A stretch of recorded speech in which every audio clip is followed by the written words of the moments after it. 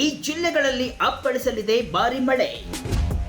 ಕರಾವಳಿ ಜಿಲ್ಲೆಯಲ್ಲಿ ವರುಣನ ಆರ್ಭಟ. ದಕ್ಷಿಣ ಕನ್ನಡ ಕೊಡಗಿಗೆ ಬಿಗ್ ಅಲರ್ಟ್.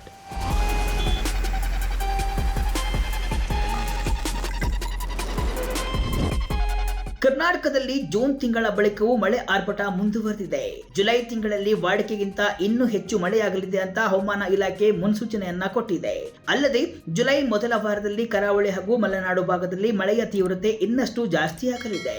ಈಗ ದಕ್ಷಿಣ ಕನ್ನಡ ಜಿಲ್ಲೆ ಕೊಡಗಿಗೆ ಭಾರಿ ಮಳೆ ಅಲರ್ಟ್ ನೀಡಿದ್ದು, ಮುಂದಿನ 24 ಗಂಟೆಯಲ್ಲಿ ಭಾರಿ ಮಳೆಯಾಗಲಿದೆ ಅಂತ ಇಲಾಖೆ ಮುನ್ಸೂಚನೆಯನ್ನ ನೀಡಿದೆ.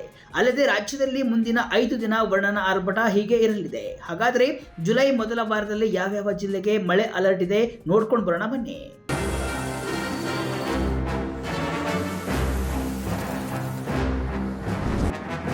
ರಾಜ್ಯದಲ್ಲಿ ಮುಂಗಾರು ಅಬ್ಬರ ಮತ್ತೆ ಜೋರಾಗಿದೆ. ಮಲೆನಾಡು ಹಾಗೂ ಕರಾವಳಿ ಭಾಗದಲ್ಲಿ ವರುಣ ಅಕ್ಷರಶಃ ಅಬ್ಬರಿಸಿ ಬಬ್ಬಿರಿದಿದ್ದಾನೆ. ಮಳೆ ಹೊಡೆತಕ್ಕೆ ಜಲಾಶಯಗಳು, ಕೆರೆ ಕಟ್ಟೆಗಳು, ನದಿಗಳು ಅಪಾಯ ಮಟ್ಟ ಮೀರಿ ಹರಿಯುತ್ತಿವೆ. ಇದನ್ನ ಸುಧಾರಿಸಿಕೊಳ್ಳುತ್ತಿರುವಾಗಲೇ ಮತ್ತೆ ದಕ್ಷಿಣ ಕನ್ನಡ ಹಾಗೂ ಕೊಡಗಿಗೆ ಭಾರಿ ಮಳೆ ಅಲರ್ಟ್ ನೀಡಲಾಗಿದ್ದು, ಯೆಲ್ಲೋ ಅಲರ್ಟ್ ಅನ್ನ ಘೋಷಣೆ ಮಾಡಲಾಗಿದೆ. ಜೂನ್ 30ರಿಂದ ದಕ್ಷಿಣ ಕನ್ನಡ, ಉತ್ತರ ಕನ್ನಡ ಮತ್ತು ಉಡುಪಿ ಜಿಲ್ಲೆಗಳಲ್ಲಿ ಹೆಚ್ಚಿನ ಕಡೆಗಳಲ್ಲಿ ಮಳೆಯಾಗುವ ಸಾಧ್ಯತೆ ಇದೆ.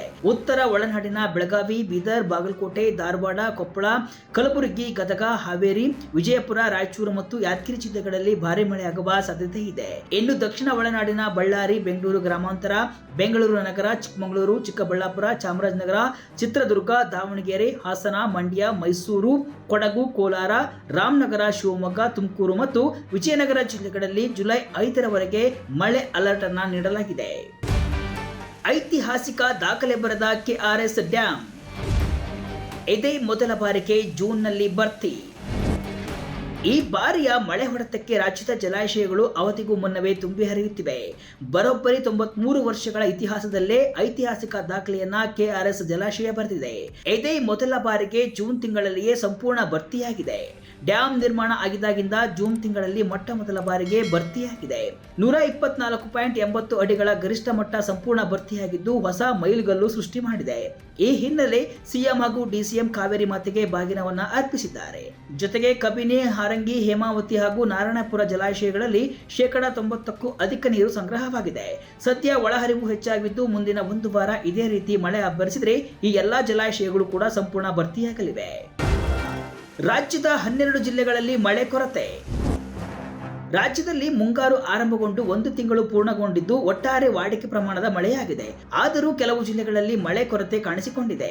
ವಾಡಿಕೆ ಪ್ರಮಾಣದಷ್ಟು ಹೆಚ್ಚಿನ ಮಳೆಯಾದರೂ ದಕ್ಷಿಣ ಒಳನಾಡಿನ ವಿವಿಧ ಜಿಲ್ಲೆಗಳಲ್ಲಿ ಮಳೆ ಕೊರತೆ ಕಂಡು ಬಂದಿದೆ.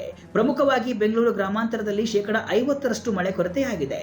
ರಾಮನಗರದಲ್ಲಿ 74%, ಬೆಂಗಳೂರು ನಗರ 54%, ಚಾಮರಾಜನಗರ 41%, ಚಿಕ್ಕಬಳ್ಳಾಪುರ 57%, ಹಾಸನ 37%, ಕೋಲಾರ ಹಾಗೂ ಮೈಸೂರಿನಲ್ಲಿ ತಲಾ 34%, ಮಂಡ್ಯ 21% ಮಳೆ ಕೊರತೆಯಾಗಿದೆ.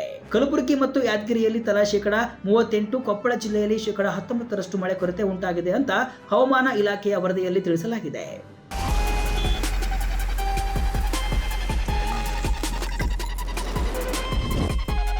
ಒಟ್ಟಿನಲ್ಲಿ ಕರಾವಳಿ ಹಾಗೂ ಮಲೆನಾಡು ಭಾಗದಲ್ಲಿ ಭಾರಿ ಮಳೆಯಾಗ್ತಾ ಇದೆ. ರಾಜ್ಯದಲ್ಲಿ ಮಳೆಯ ಪ್ರಮಾಣ 1-2 ದಿನಗಳಿಂದ ಕಡಿಮೆಯಾಗಿದ್ದು ಜುಲೈ 3ರಿಂದ ಮತ್ತೆ ಹೆಚ್ಚಾಗಲಿದೆ. ಅದರಲ್ಲೂ ಕರಾವಳಿ ಮತ್ತು ಮಲೆನಾಡು ಭಾಗದ ಜಿಲ್ಲೆಗಳಲ್ಲಿ ಜುಲೈ 3ರಿಂದ ಯೆಲ್ಲೋ ಅಲರ್ಟ್ ಎಚ್ಚರಿಕೆಯನ್ನ ನೀಡಲಾಗಿದ್ದು ಭಾರಿ ಮಳೆಯಾಗುವ ಸಾಧ್ಯತೆ ಇದೆ. ಹೀಗಾಗಿ ಆಯಾ ಜಿಲ್ಲಾಡಳಿತ ಅಲ್ಲಿನ ಜನರಿಗೆ ಎಚ್ಚರಿಕೆಯಿಂದ ಇರುವಂತೆ ಸೂಚಿಸಲಾಗಿದೆ.